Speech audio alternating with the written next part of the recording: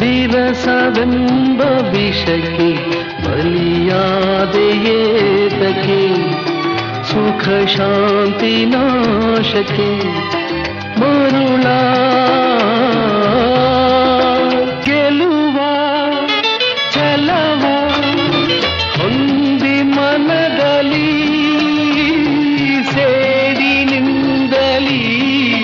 ಕಿಡಿಯಾಗಿ ಹಠದಲ್ಲಿ ಸಾಲವೆನ್ನುವ ಆಶೂಲವೇರುವ ಗತಿಯಾಯ್ತೆ